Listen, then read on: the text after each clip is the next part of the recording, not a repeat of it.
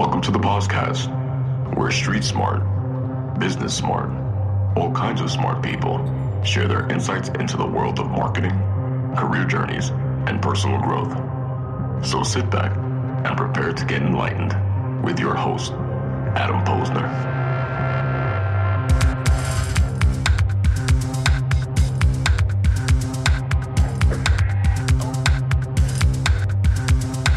Hey, everybody. Welcome back to the podcast where I bring you the best and brightest from the world of business, marketing, and personal growth to help you harness your inner tenacity and drive your career and life forward.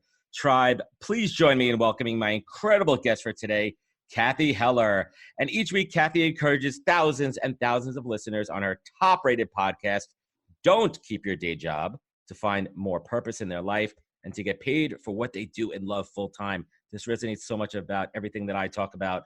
And Cathy's show has been all over the place. I mean, I can name 100 different places, millions of downloads. She's been featured by even Apple themselves as a top podcast, and her fans love her show. And I think that's something that is so critical to any podcaster, is really building a tribe and a community around your show. And we'll talk about all that. And I would love to get some guidance from Cathy as I'm building the podcast here. And throughout her show, she's interviewed some amazing, amazing people. Earlier today, I listened to Yeardley Smith, who I am 42 years old. Simpsons been out for 31 years. The Simpsons has literally been part of my life every single day. I love The Simpsons. I love that episode. Other amazing people, Jenna Fisher from The Office fame, Seth Godin, if you're in marketing, Jonathan Adler, Bobby Brown. I mean, the list goes on and on. Really top A-list, Barbara Corcoran, Howard Schultz from Starbucks, and the list goes on and on. Cathy's book, Don't Keep Your Day Job, was released in November. We'll talk about that, and it's filled with inspirational stories from people with her in her own tribe who have decided to take control of their life journey. And Cathy often says, purpose is the opposite of depression. And she is truly lifting others to be the happiest versions of themselves. I know it's long-winded. I know Cathy would say, Adam, you need to record this not live. No, I'm kidding there. And we'll talk about that and a whole lot more. Cathy Heller, welcome to the podcast. Thanks. What a cool intro. I'm going to just take you with me wherever I go, as I walk in to get a bagel, as I walk in to pick up my kids up from school. Just have Adam talk about all my accomplishments. Make me feel like I'm 20 feet tall. Yeah, my hype man. That's what I need. Yeah. And if you were here in New York, we're in the age of the coronavirus, and hopefully by the time this episode airs, it'll be a moot point and we got past it. Yes. And we're fine. But if I was there with you, there'd be a marching band, like a 6-piece marching band. We'd have smoke machines and lasers, and we'd intro it. So yes. I know. And so, you know what? I'm going to make a promise right now. We are not going to talk about the virus. We already talked about it because I am putting good energy out there that by the time that this show airs, it's over and done with. We're back to reality. Anybody that was affected, hopefully they've been able to bounce back and move forward on that. So my tribe may not know you. I'd love to hear the Cathy Heller elevator pitch. Tell us who you are and what you do best, Cathy Heller. Yeah, I live in Los Angeles. I have 3 kids. I run a multi-million-dollar business doing things I love, which feels so surreal and so awesome. It's great. And basically, ever since I've been able to do anything that I love and make a living, I've been trying to help other people to do the same thing. My husband says I'm famous for like us being in an Uber or going to a party and nonstop for the last like 2 decades. I'm like, what do you do? What do you want to do? What do you feel you came to the world to do? Why don't you do that? He's like, you've always been encouraging people to do stuff like that. And now I literally do that for a living. But essentially I came out to LA almost 17 years ago. I was wanting to get a record deal. I thought the only way to be in the music business was to be Beyonce, Sheryl Crow, Taylor Swift. And as it turns out, they don't just give those out on the street corners. No, but they don't. Isn't that what everyone comes to LA for, right? To get the handout? Yeah. Exactly. Yep. The streets are paved with gold. So what wound up happening is I got a job and I worked on the side to make mediocre songs. And then the songs got a little better. And then I finally got a record deal. I got signed to Interscope. I was actually with Lady Gaga the night she recorded Paparazzi. I got to be in the studio. Yeah. And she was so talented. And there was a part of me that was like, I'm going to get dropped from this label. Like, she's an Olympic athlete. Like, there are certain levels of talent. And I have a nice voice, like I was the kid in camp who got the lead, but I felt like it was not really going to last. And sure enough, a few months later, I was driving on the 10 freeway, which is where you spend most of your time in LA. And I pulled over because I got a call from Ron Fair, and he said, "Can you pull off the highway and can we talk?" And I'm like, "Oh, this is going to be great. I'm sure this is great news." And he said, "Jimmy Iovine we're going to drop you, but we really do like you. And he's like, I know you're going to do something great. I just don't know what it is." Anyway, at that point, Adam, I felt like, the scene in the movie where like the music stops and like you can't really hear and you're just like freeze frame. Wah, wah, wah. Right. I was like, what the hell? Like I was right there, and I didn't have the perspective I have now of hindsight. So I thought, oh, this is the moment that everyone told me would happen, where I had to give up on my dream, quote unquote, be an adult, quote unquote, grow up, quote unquote, responsibility, get a real job. So I went and got real jobs, and I hated every single one of those real jobs. I worked in a casting office because a friend was like, "I'm working on the Ghost Whisperer pilot. Why don't you do that?" I'm like, "What's that?" She's like, "Oh, it's Jennifer Love Hewitt." I hated casting. That wasn't my thing. Then a friend of mine said, "If you're just going to work and you're not going to do something you love, you should make money, like a lot of it." I'm like, "Well, how do you?" Yeah. So I'm like, "How do you do that?" She's like, you do real estate. And I was like, "Oh, great, real estate." So she knew this guy in Brentwood who owned commercial properties, like $100 million shopping centers. And she's like, "Yeah, you work from commercial real estate, you'll make a ton of money." So I'm working for this guy, and I'm making like 150 grand, and I'm 25. So it's actually a lot of money for me. And I have this like cute apartment, and I'm eating good sushi every day. And I'm like, great. Living it up in LA. Yeah. And then like 2 years goes by, and now I'm 27. And I look in the mirror and I don't know who the hell I am. And I'm like, I feel miserable. Like I feel literally depressed. I now have some money, and I don't have any of the things I actually want. And I felt like, what the hell is this life? Like, I don't even understand. I'm checking the boxes, right? Like I can buy myself a cute car. Stuff. I can afford to live in this cute little apartment in Beverly Hills with the Anthropologie sofa that I could buy for myself, right? And I was really unhappy. And I realized, Adam, that success without fulfillment is the ultimate feeling of failure. Because you're like, I have success. For 27 years old to be making close to $200,000, you're fine. Like you can really live nicely. And yet I was not fine at all. Who was I kidding? So I quit my job, which I don't really recommend people do that. Now I tell people, build a side hustle, build a runway. It's so much more effective. And there's so many great ways to do that. But I quit. I was just like, I got to get out of here. So I quit, and I started to ask myself the $1 million question, which is there any other way I can do what I love, right? Like the only paradigm I knew was either you become a celebrity or you're miserable and you work for someone else. Those were the two paths, right? And this is before Insta famous, right? This is before the days of Insta. There wasn't even Instagram. You couldn't even get rich quick on that.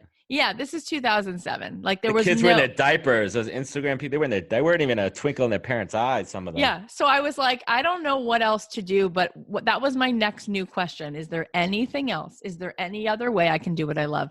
And I started to use the Google, and I started to find articles about songwriters who were making a great living without the record label because they were licensing their songs to Grey's Anatomy and One Tree Hill and Dawson's Creek. And I was like, what is that? What's a license? What does that mean? Oh, it's the right for this show to use the song. They don't own it. And I thought, why don't I even try that? Like, obviously I had enough talent that I got it signed. Yeah.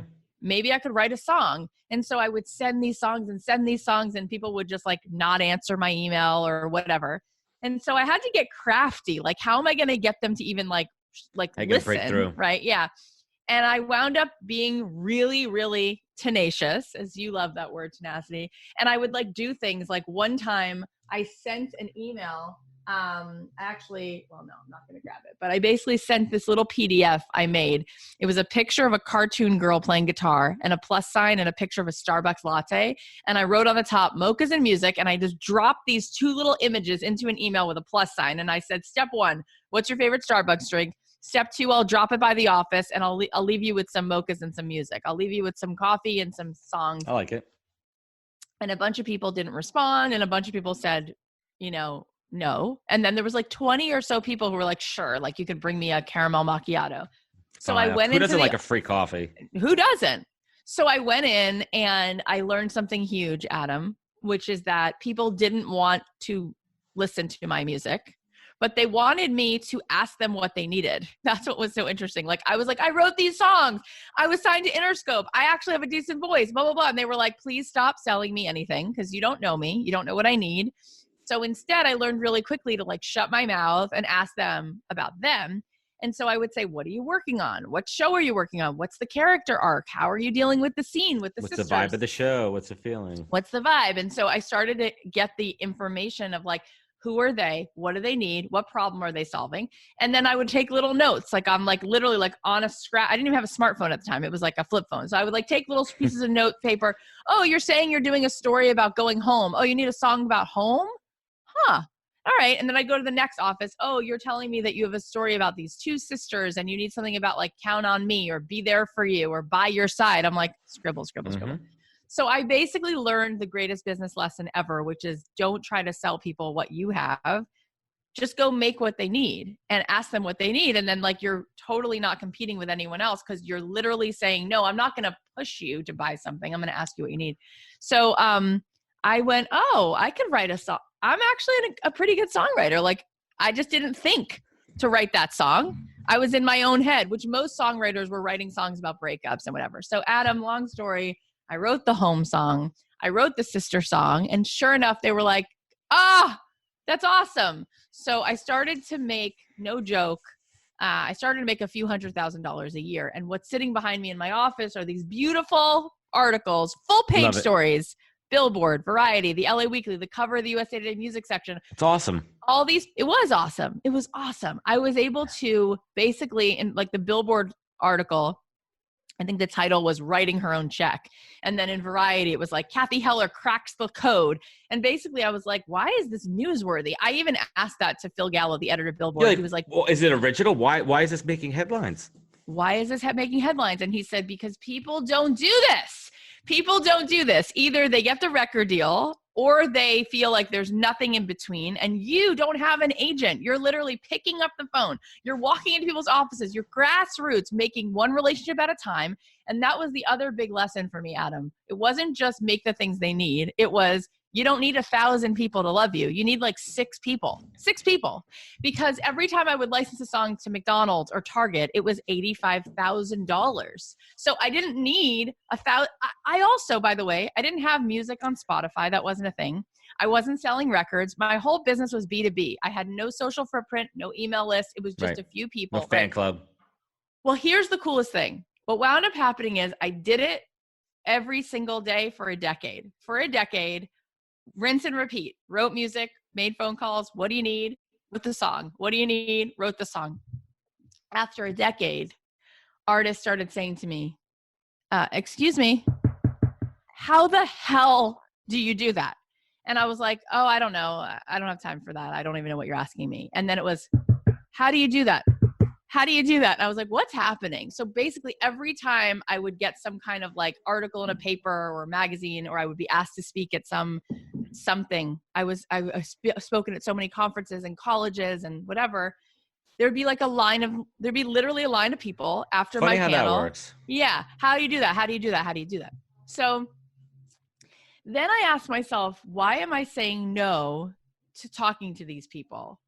And I was saying no because another big lesson is I think as humans, we get really fragile about our identity. So I thought, well, I'm either an artist or I'm like a weird, like, what am I? Like you're I'm putting like yourself into a category and you were siloing yourself. Right. Like, what is that? Ew. I don't want to be like my coat. Yeah. Ew. Like I'm artist. A songwriter. I don't want to. Songwriter. Like I have a voice. Like I sing and play ukulele and guitar. Like I'm too cool for that. Like I was like in my own way. And then more and more artists would send me these beautiful emails. Can I bring you a coffee? And I was like, I have a resistance issue here, you know? Mm-hmm. And then I was having a meeting with this woman at Paradigm, a talent agency. And we were just having coffee. And she said, you know what makes people really successful? I said, what? And she said, multi-hyphenate. She said, look at the people who are really successful. they're not just writing the show, they're producing the show. They're not just, the comedian. They're also working on somebody else's, putting together their other comedy tour. Like, you're not just waiting for opportunities and doing one thing. You're saying, what are all the gifts I have? How can I be of use? So I said, you know what? I'm just going to say yes. I don't know what the hell it looks like. I'm just going to say yes. So I started hosting some workshops, which I called the mindset shift there. Yeah, it was you a had big that epiphany. mindset You had shift. that mindset shift. There was that moment when you took yourself out of your silo and you said, you know what? But there's a big point there too. Just to pause for a second there. It's not so much that you were a no person, right? That you weren't like a saying no person. You were just, you were blocked. You weren't being receptive and open, and you had that moment. And what happened once you opened that yourself up to Well, it's the world, insane. right? I started on a whim. I started this course. At first, it was like nothing. It was people literally meeting in my living room. I brought like 10 songwriters once, my old house, to my living room on a Sunday. Then I did it again. Then I did it in a theater. I rented a theater for $200. And then I thought to myself, well, maybe I should do this. And somebody said, why don't you start it online? Why don't you create a course online? I didn't know anything about courses or webinars or whatever. Anyway, I started a course called 6-Figure Songwriting, which was my life, making 6 figures, licensing music to film and TV. And that course wound up making $2 million a year. Now it makes $3 to $4 million a year. There you go. And I was like, oh my God. And then I started pitching other artists' music. And then I was like, oh my God, now, but here's the craziest part. My own opportunities as an artist, quadrupled. It wasn't the opposite. It was, not only was I now doing other things, but I got more work as an artist, because what wound up happening is the people who I was pitching to said, that's so cool. Look how resourceful you're being. And then I was standing out and my reputation was growing, and Cathy Heller is really helping us to understand you and what you need. And they would say to me, you're really helping change the industry, because instead of these artists, and I have to say something that I think everyone listening could relate to. The other paradigm shift that they were respecting me for is that up until I had been doing it for a decade, Adam, for the first 4, 5, 6, 7 years, people were saying to me, you're such a sellout. You're writing music based on what people ask you to write. You should just write your own songs and screw them. And I would never, as an artist, I would never want to ask someone what they need and go write it. And I realized that the industry looked at me and they were like, thank God someone has the humility to understand what really art is. And this is when I realized Michelangelo himself was commissioned to paint the Sistine Chapel. He was commissioned to create the David. Mozart was commissioned to create all those symphonies. So what we believe is, I'm just going to work for myself and people either like it or they don't. That's not a business. I don't know what that is, but a business is empathy. A business is empathy, because a business means someone else wants it. A business means it's not a hobby where it's all about me. It's all about you. And art, real art, and you mentioned it in your intro that I say this, that the opposite of depression is not happiness but purpose. If it's really art, it means I get to use my gift to make something that you love. And we love it, both of us, not just it's all about me and it's for everyone. Yeah. So, and by the way, I did say that I was with Lady Gaga the night she was recording Paparazzi, which is true. And I want you to know that at the label, at that level, they totally care what the audience wants, what will be a single. All they were asking me in those meetings are, who would you open for? Who already has your audience? What song would actually work? In order for me to make my record, they said there'd be 11 songs, and they wanted me to write 40 songs, of which they would then choose the best. So on what planet is it like, oh, I don't care what people want? Fine, then that's not a business. And you should just go have that as a hobby. And if it's going to make you money, it's because someone else is paying you their money, which means they need it and they want it. And it's actually, they need it for something. It's a gift. It's a pleasure to get paid to do something you would do for free. Right. And then to think, how would I tell that story? Or how would I use, like when Michelangelo is painting the Sistine Chapel, which is so gorgeous. I've been to the Vatican, like even as a Jewish girl, like you can appreciate. Yeah, I loved it. It's amazing, right? And there's nothing that's not like completely artistic about it, but they said to him, you need to use this paint And we want you to paint the first few chapters of the Bible, right? We're telling you what to Yeah, paint.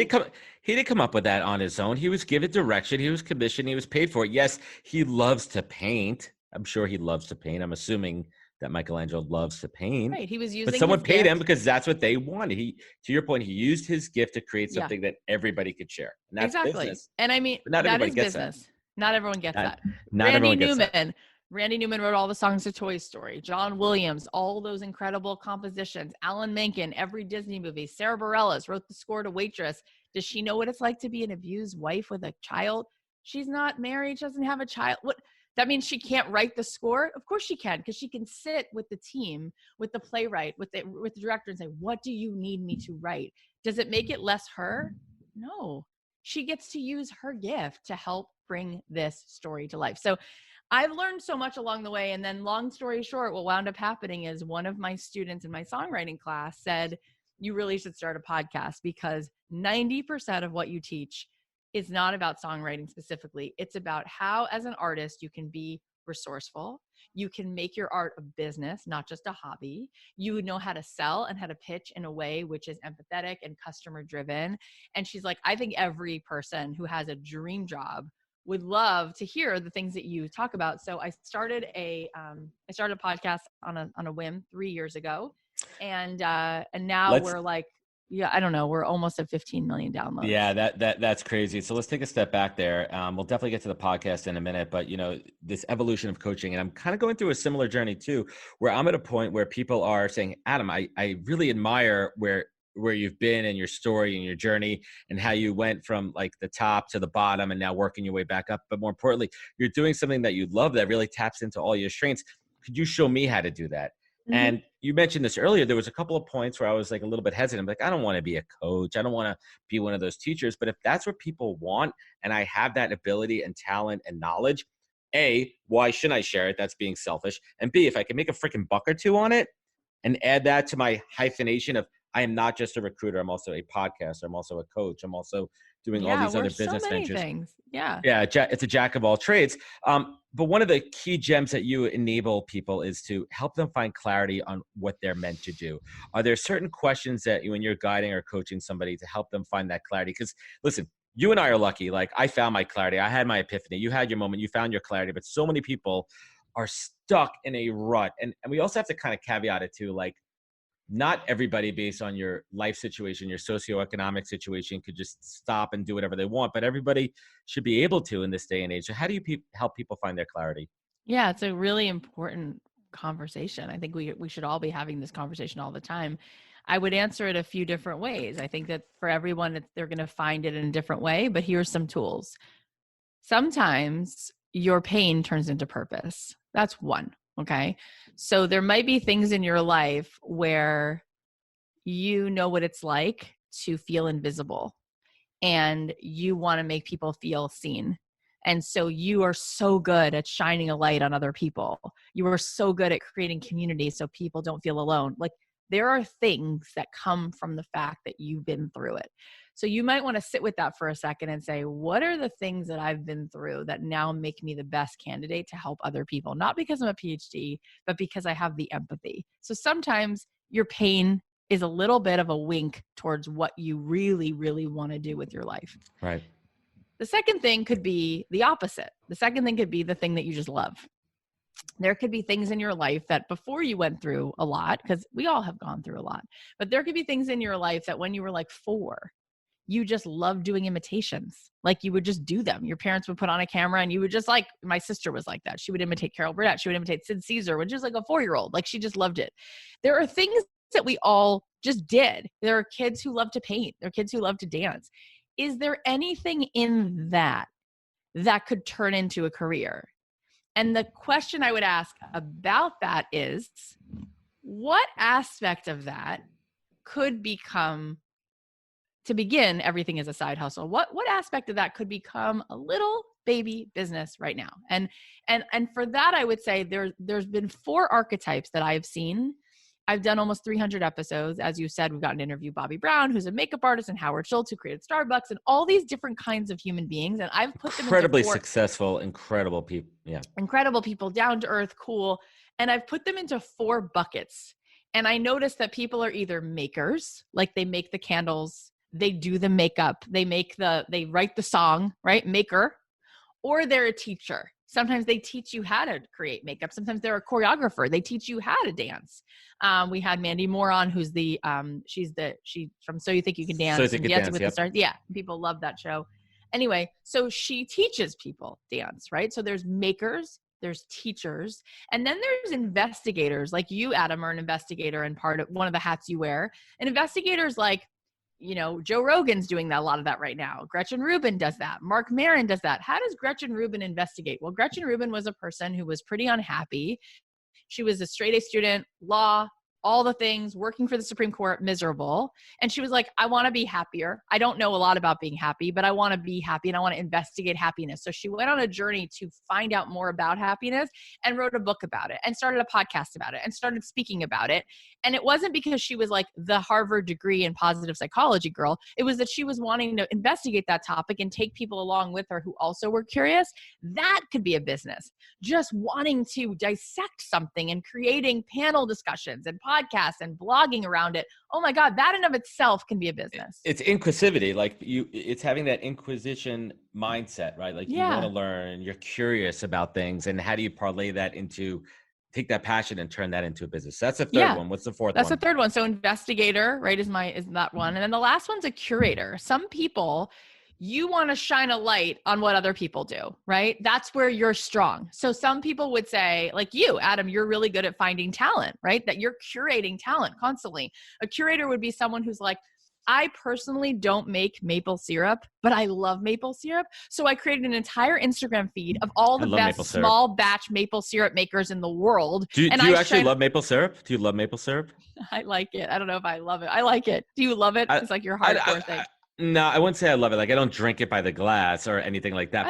But I do like a couple times a year seasoning. I like the true, not the bullshit, the maple sugar candies. Oh, I don't know. We get them up in Vermont. Anyway, I digress. Let's get back to the curator. I just remember in Elf when Will Ferrell is just like chugging. Oh, it's his crack. Literally, and it's like breakfast is like candy corn and maple. It's awesome. So if you want to be a curator, you might be the person who's like, I love photography, but I feel like where I could really shine is putting together a gallery evening, a pop-up of all these other people who are all female photographers or all photographers who did a whole thing on Brooklyn. This one did Coney Island. This one did Canarsie. Bringing people together to make them shine collectively. Or you could curate a group of moms, entrepreneurs, or you could curate a group of people who want to study or just be around mindfulness. Ukulele group. Whatever. So that's what I see. So I think there's a few ways to go. It's what are the things that have caused me pain that I really keep coming back to, right? And is there a problem that I really want to solve? Could I make a world around that? The next question is there something I love? Is there something I love that like I would absolutely love to be around every single day, but which way could I make it into a business? Well, I could make the thing, I could teach the thing, I could curate the thing, or I could investigate the thing. And really now, then the next question is, can you find an example on Instagram? Can you find an example in the world of one person, two people who are doing that thing? And then look at that and go, wow, I'm going to keep checking back and taking a look at what do I like that they do? What do I not like that they do? What do you not like? Mm-hmm. What are the holes? Like, what are the gaps here? And then the next thing is there anything I could add? Because you don't have to be the Messiah. You don't have to reinvent the wheel, but how do you make a better wheel? How do you make a different wheel? Like, how do you do things a slight difference and find that white space and optimize and maximize? The thing is, Adam, like there are so many people in this world and there's so much room. I know that everybody talks about Gary Vee and everybody talks about Rachel Hollis. I'm telling you, I meet people in my own family all the time who've never heard of them, who don't know what a podcast is. They'll be like, You have a podcast? What is that? Is that Twitter? What the heck's I'm a like, podcast? Last night, my cousins were visiting from Toronto and they're a little bit older. And they're like, so what is that? Does that mean you do social media? And I was like, I guess. You do social media. As a podcaster. Like, well, where do you, is that on the radio? what I'm saying is there's so much room. Yeah. There are people who don't know who I am, who will never know. Seth Godin is one of my abundance. It's an abundance mindset. It really is. There's just enough room because let's put it this way. When I started songwriting, okay, for film and TV, I said this before, by the time I had like 6 clients, I was making multi-six figures. You're great. When I started my course, from just a few hundred songwriters in the world, not a few million, not a few thousand, with no email list and no Instagram, I was turning that into 7 figures. So what the hell are we talking about? Like, you don't need half the world to have a business, and you don't need to make 7 figures to be really happy doing something you love. That's a key point too. I was really happy making a few $100,000 a year in LA, even. Like, we had this cute, which is an expensive city. House. Yeah. Yeah. And we were fine. And I loved my life. I felt like I was going to Disneyland every day. People are like, what do you do? I'm like, I write songs for McDonald's. Like, and it's amazing. You were able to take your passion and turn it into a business. And I think that's what's amazing when you guide people, but there's also guardrails around that too, right? Like, you're not telling everybody to quit, like, stop doing what you're doing immediately. I mean, that's bad advice. I mean, I even tell people in my job it's always easier. It's a million times easier to find a job when you have a job.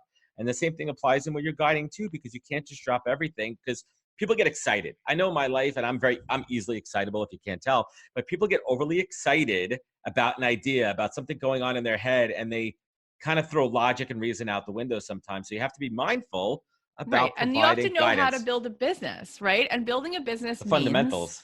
Yeah. And that's why I love doing it through a side hustle, because in order for you to build a successful business, you have to validate the business. Okay.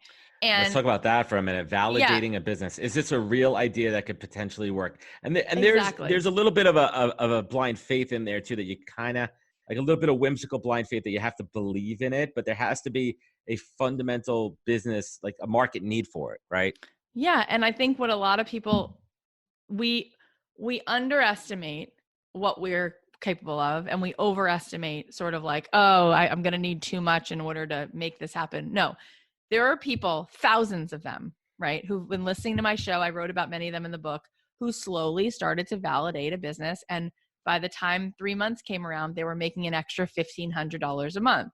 Then they started saying, well, if I'm already able to sell this many cheesecakes, because people do like the cheesecake that I make, how could I sell more cheesecakes? And then it was like, well, instead of going door to door and selling to Jennifer and this other woman, Kimberly, and this guy, Greg, well, who already has an audience that wants cheesecake? Oh, well, what if I just walked into the local diner and said, do you want to buy 10 cheesecakes at a time? Scaling, right? My friend, scaling. So one of my good friends, Jenny, she just was on Shark Tank, and she in literally less than a year, she went from creating something in her kitchen to making a multi-million-dollar business. But it started with like a few people, and then she started going to local stores, and she got like 10 customers, but those 10 customers were buying things at scale. And Fanatics. The point is that we can validate these businesses, and we don't have to make great the enemy of good. You don't have to make millions of dollars, but think of it this way. There is a market for something, right? Let's say you want to organize people's closets. There's already a market for that. So on the low end, I'm making it up. I don't know. I haven't done the research. Maybe on the low end, it's $75 an hour, and the high end, it's $150 an hour. I'm making it up. Okay, so how many clients would you need in order to quit your job? What if every person, instead of selling an hour, you sold a package of 3 hours? Okay, then you do the math and you're like, it's not that crazy. I would probably need, it's not a big ask, 10 clients in the world for me to be able to have a substantial income from this. A profitable business, yeah. It's like, and so the very first thing we need to do is take messy action. And as scary as it is, call up one human being, one, who might want the cake pops, who might want us to organize their basement, who might be interested in the yoga class, one, and say, could I offer to do this thing for you for free, just to get your feedback, to test, to validate? Oh, you liked it. Oh, you didn't like this. Oh, and then you ask them, have you ever tried anything like this? If you have, what did you like? What did you not like? And what would you pay for this? And you get their feedback. And then you do it again. You offer them a little more value. And would you pay for this again? And how much would you pay for it? Yeah. And then you start to build a business. It's actually, what I see is that, number one, people really don't realize those simple steps to building a business. So what they do is they build business backwards. Well, what they usually do before they overthink is they overthink all day and they say to themselves, okay, before I ever do this, I'm going to go buy a brick and mortar coffee shop before they've even sold one cup of coffee. They have an idea that they want to be, you know what? I love coffee. I'm going to open up a coffee shop. Let me go rent a coffee shop instead of starting backwards and maybe having let me brew my own coffee. Let's see if people like my coffee. See if I get people to buy my coffee. On a website. Yeah. Do a pop-up kiosk in front of the library at UCLA. Exactly. See if anybody's interested. At a street fair, right? Like, see if people want that shit. Right. Like, start with the validation.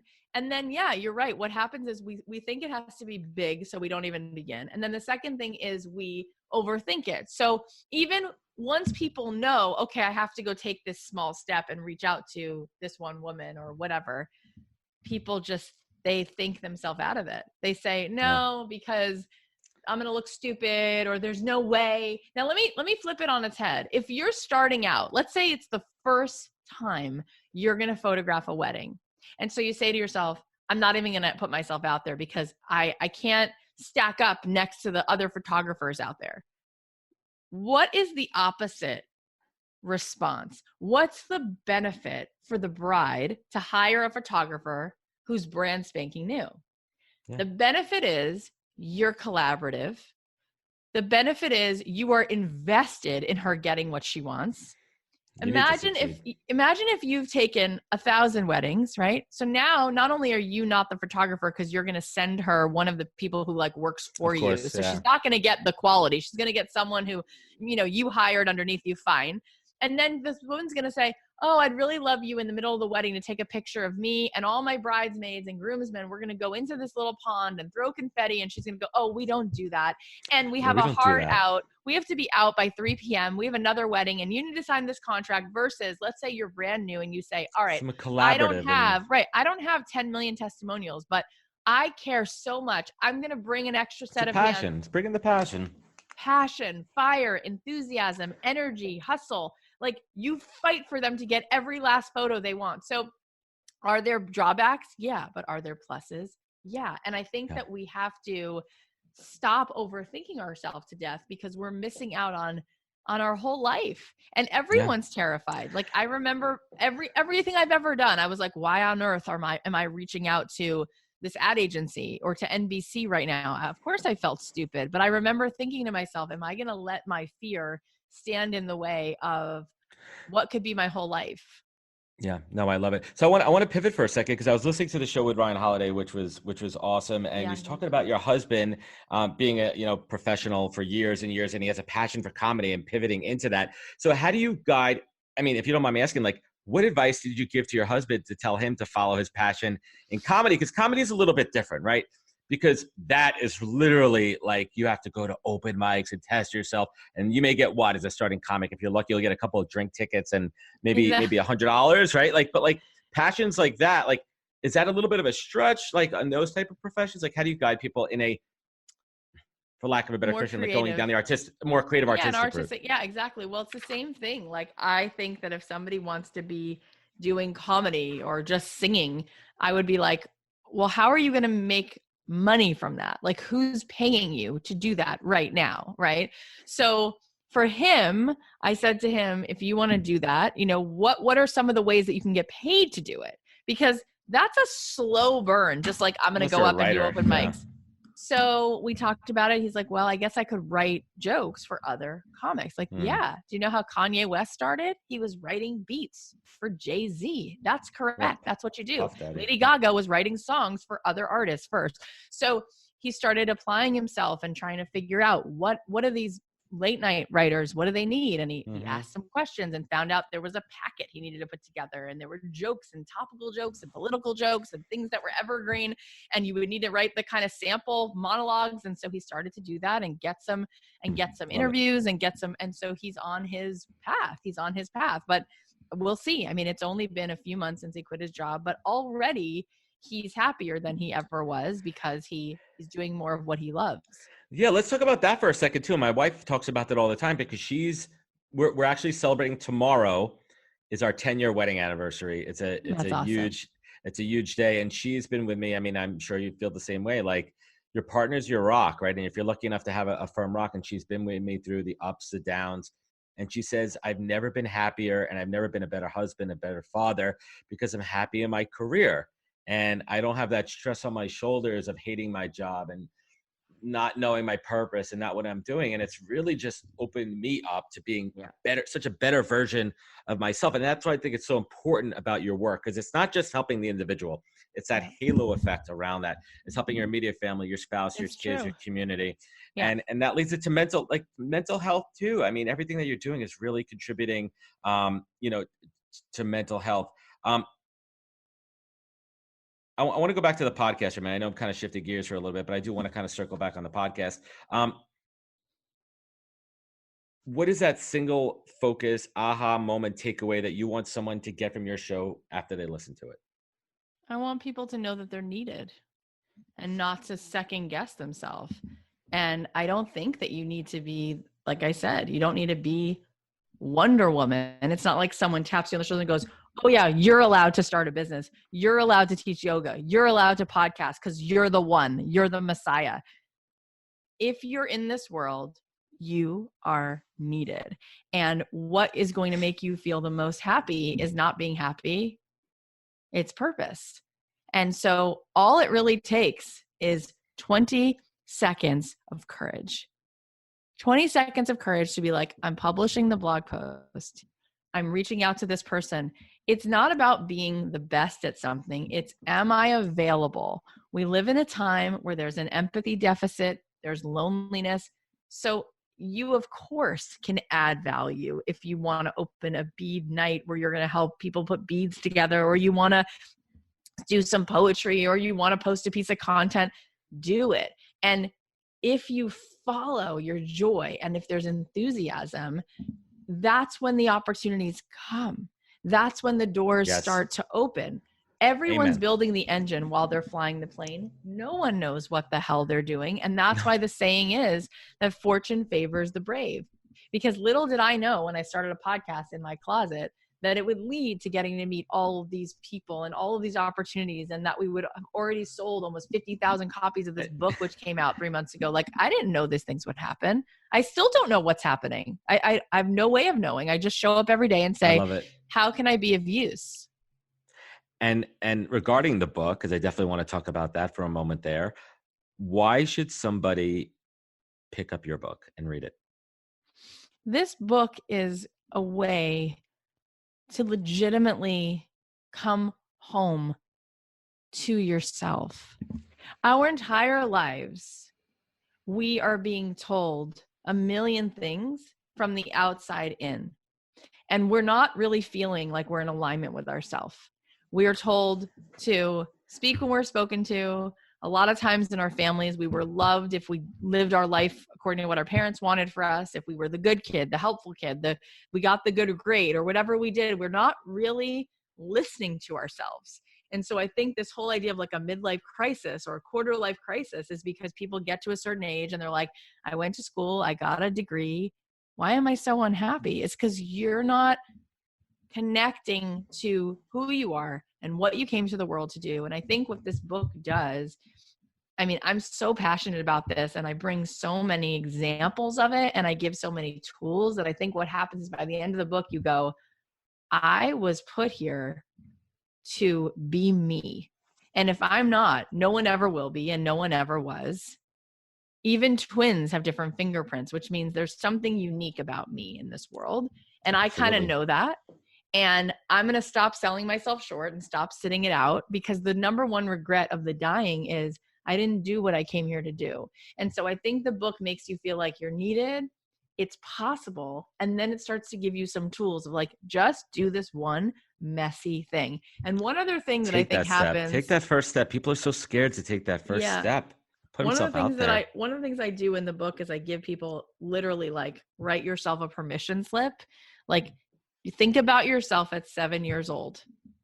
Everyone can think about what they looked like. Like, I can see myself with my 2 missing teeth. I can picture myself. Think about that kid and think to yourself, does that kid deserve permission to make something messy and just to begin and just to try? I believe that every person has genius, but we don't take messy action. If you go into a preschool, every kid loves to paint. Every kid loves to get messy, but they're not giving themselves the hardest time because there's paint on their sleeves. They're letting themselves explore. And by doing that, we become masters of things. Remember that Serena Williams and Mozart and Fred Astaire and Andy Warhol and anybody, they didn't begin that way. They gave themselves the grace to make mediocre things. They didn't put the pressure on themselves to be like, if by tonight I'm not the king of this, I'm done. That's the problem. Like, you need to allow yourself to make things and do things, because all the answers and all the clarity and all the answers for what's next and where you're going to be led to it, like the game of hotter, colder, warmer, colder. If you just allow yourself to start and to make messy things, you're going to get led to where you can serve, how you can serve, and you'll learn that you have gifts that you never knew you had.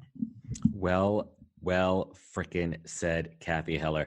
A couple of questions that I love to ask every guest. I believe in, this podcast to me, it serves me also as an ability to learn. I mean, I have amazing folks like yourself on, and I can ask questions and get perspective. Cathy, what is the single greatest piece of advice that you've ever received that you take action on every single day? What is the single greatest advice I've ever been given that I take action on every single day? What is the single greatest piece of advice? Good question. This commercial break is brought to you by Jeopardy. Let me think. What's the single greatest piece of advice?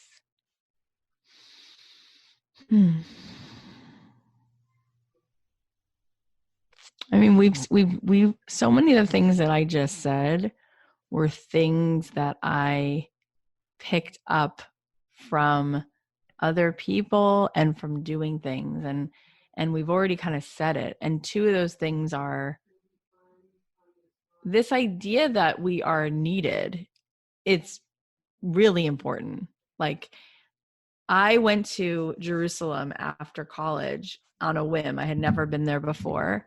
And I was supposed to be there for a couple of weeks, and I wound up staying there for 2.5 years and learning and kind of immersing myself in mysticism. And it was just incredible, like learning and growing as a person. And what I learned, I never knew growing up, which is that everybody loves gold and diamonds because it's rare, right? It's a rare resource, so it costs more money.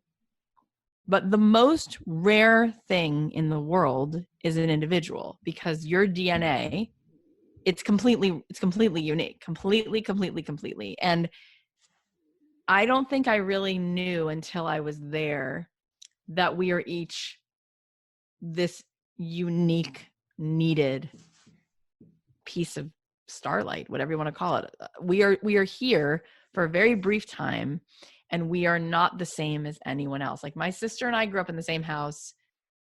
We're very different. Twins are very different. So we're each here to do something unique, and to know that you're needed is very powerful. So I think in a way that sent me off on my quest, because I left there with this feeling of like, when I had Daniel Pink on the podcast, I said to Daniel Pink, how do we feel, okay, selling whatever we sell, because it feels like, who am I to sell this or put this out here? And he said, I'm so sorry. He said, if you do something that's going to make a difference in someone else's life, because you can paint something beautiful, or you can make a smoothie or a piece of software, he said, I am so sorry for you, but you are morally obligated, because that was not given to you for you to keep to yourself. And so I think it's that piece of advice of like, this isn't about you. Like, this is about whatever you do that you're like, who am I to do this? That's all ego. That's all false humility. It's like, who are you not to do it? You're going to tell me that you know how to make people laugh, and your whole life people have been saying you make them laugh, and you're going to keep that to yourself? That's disgusting. That's the flip of, who am I to do this? Like, who are you not to do it? Who are you not to do that? That's been, if you can do something, even if it makes a difference for 17 people, because your podcast connects with 17 people, but every week on Tuesday morning, that show comes out and 17 people continue. You see it. They continue to listen. Who are you not to do that for? If you had 17 cars in front of your house every Tuesday, people would go, what are you giving away? That's amazing. Exactly. So That's a fun way we to think of it, underestimate that, and we flip it. And I don't think that the flip is really, I don't think it's about us. I think we're all here to make something better for somebody else. 100%. And last but not least, Cathy Heller, you've been through the ups and downs in life. You've been on a crazy journey, and you've been at the bottom when you thought you were at the top. You were on the side of the road thinking you were going to get a call that you were going to get signed that was going to change That was bad. trajectory on your life. And then sitting here today, I mean, even in today's, world of uncertainty, what's happening, I mean, you look behind you, you got beautiful kids, a beautiful family. What do you look to pull yourself up when you're down? And on the flip side of that, when you want to show gratitude, when you want to show and be thankful for everything that you've built, achieved, and everything around you. Cathy Heller, what is your North Star? I mean, my North Star, it's pretty simple. I mean, I very much believe in God, but I think God is a word that we have to define what we mean. It's like saying snow to an Eskimo. There's 70 words for snow. So if you say snow, they're like, what the hell is that? We have 70 words for snow. Do you mean sleet, sludge? It's like, what are you talking about? So everybody has a different word for that. And for some people, it means this thing that's judging you constantly. And I don't know, people have all different kinds of meanings, but I know what it means to me, which is this thing I can't put my finger on. I can't see it. I don't know what it is, but I 100% believe that there is a North Star, which is like something created. We know that in science, there was a beginning to time. It didn't always exist. And I feel that there is a mission that we're all on to make the world more whole. And there's a guiding, loving force. And I feel it. And when you step into the flow, the synchronicity that occurs in your life, to me, is undeniable. And so it's sort of like the movie Star Wars, where it's like you kind of like can feel there's like a choice that we're always making to choose the light or choose the darkness. And so that continuing to fight for that North Star and to choose the good, to choose to see the good. And I feel so grateful to that magical oneness, whatever you want to call it. I guess God is the word that gave me the gift to breathe in and out. And yeah, I feel like, I mean, that's the short answer, but I feel extremely grateful. And, we talked about my career journey, and everyone's had a journey. And my journey really was more about my journey as a kid. My parents had a horrible marriage, a horrible divorce. We went through a really, really difficult time where there was so much anxiety and depression and violence and no money. And I didn't have anything when I came out here. I didn't have emotional support or financial support. So I feel like everyone can relate to having been through something and to having been through the darkness. But very often, if you step back and think about it, any movie we've ever seen, whether it's Rocky or Frozen, any movie you've ever seen is about a person who does go through ups and downs. And so why would our lives be any different? Exactly. And it's like, it's all kind of a test for us to continue to keep fighting for how we are supposed to show up in the world, how we're meant to serve, and to keep fighting for what other choice is there? I mean, because there are no straight lines. There's no straight lines in nature. It doesn't exist. And there's no straight lines in business or in life. And I think that that's like the given. So it's sort of like, cool, how are we going to be with that? And that becomes really interesting. And I think it's really fulfilling too. Cathy Heller, this past hour has been extremely fulfilling for me. So thank you. I really, truly want to thank you for your generous gift of your time and your wisdom and your knowledge. And I really hope that we could use this opportunity for you and I to continue a dialogue. We'll take it offline. Some things I definitely want to chat about. More importantly, Cathy, where could folks find you? Where could they connect with you? Where could they learn more about Cathy Heller and your awesome podcast? Thank you. That's really, really kind. All the things. Don't Keep Your Day Job podcast. You can find it wherever you listen to podcasts. You can find me on Instagram at Cathy.Heller.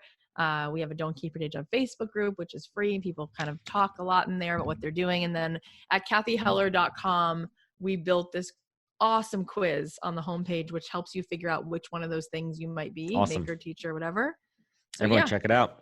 Cool. Good stuff. And I'm really excited. Awesome. Likewise. And I'm excited to introduce you to my tribe. And to everyone listening, thank you for joining us on the podcast. Please follow us on all the social media channels, lick. Jeez, don't lick anything in this day and age. Click, subscribe, link, share, and remember, take care online and offline. Take care. Thank you, and have a great day, everybody. Wisdom is forever, but for us, it's time to go. Thank you for joining us.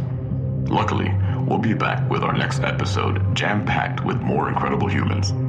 For more info, please visit www.nhptalentgroup.com.